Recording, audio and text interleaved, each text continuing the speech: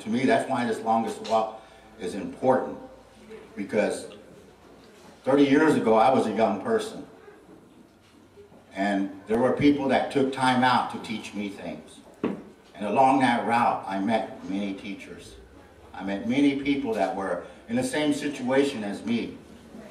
You know, and also I know that many people, this walk was very important to them. Many of them cleaned up along the way, and they stayed cleaned up.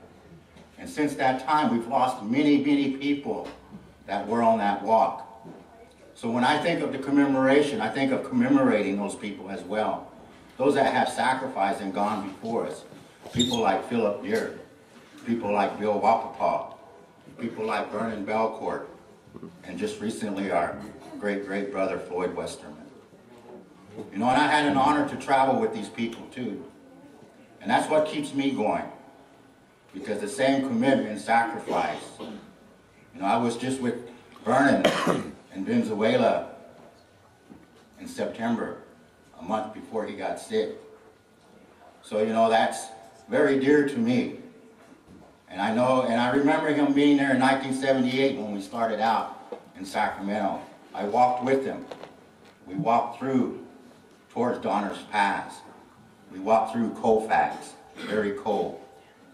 So these are some of the things I think about, but more so, we weren't prepared in 1978. And we're not even prepared today. What it makes me think about is how hard it's going to be. And if you can, to think about it, think about the climate change. We're going to witness, we're going to see in many communities what has been going on in the last 30 years. And that's what I've been thinking about. That's what, you know, has been on my mind these last few months. You know, are we prepared? How can we prepare ourselves? But I know spiritually that's part of that preparedness.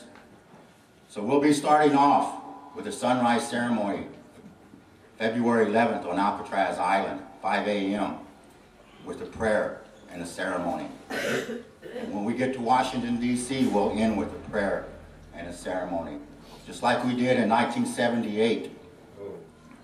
And that's the significance of this.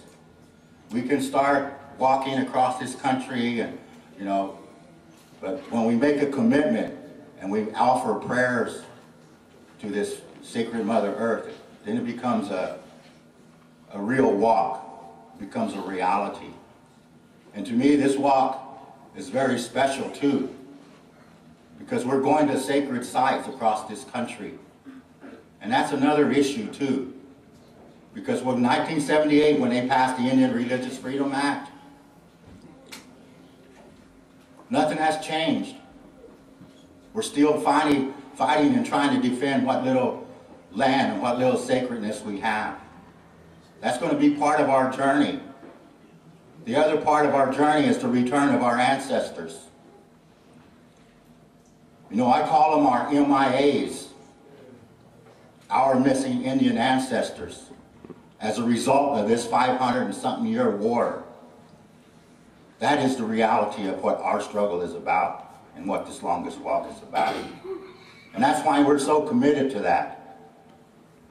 Because we know we have the power, we have the truth on our side.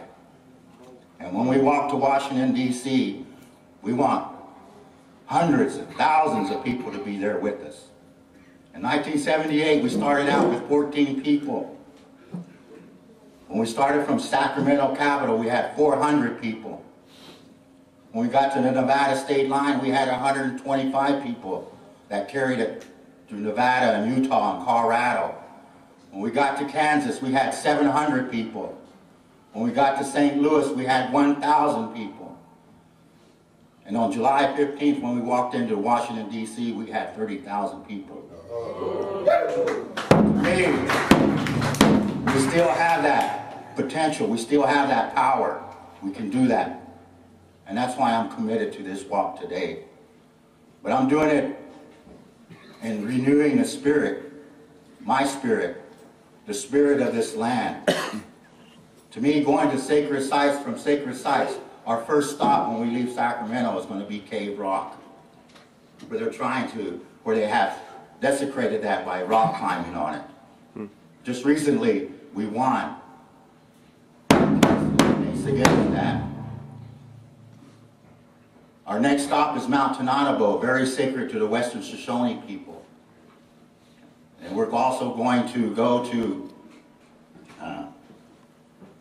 Sand Creek massacre site. And we're continuing on to St. Louis to the Chinook Mounds. Very historic area, very sacred area to our people. Many people think we vanished. They are trying to say, well, what happened to the Mississippians? Well, I'm Choctaw, I'm still here.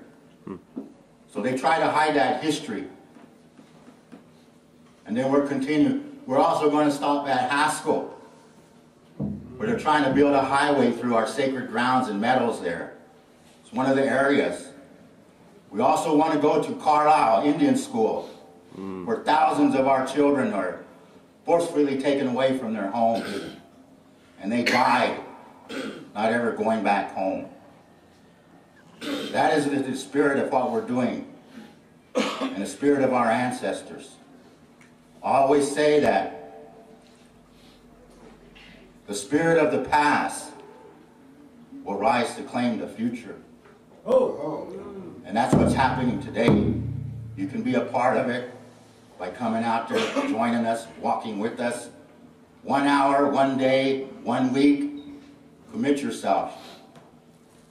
To me, it's a prayer, just like sun dancing. It's like a ceremony. When we commit ourselves, we have to follow through. So tonight, I'm really honored to see each and every one of you here to come. And of course, you know this is a fundraiser.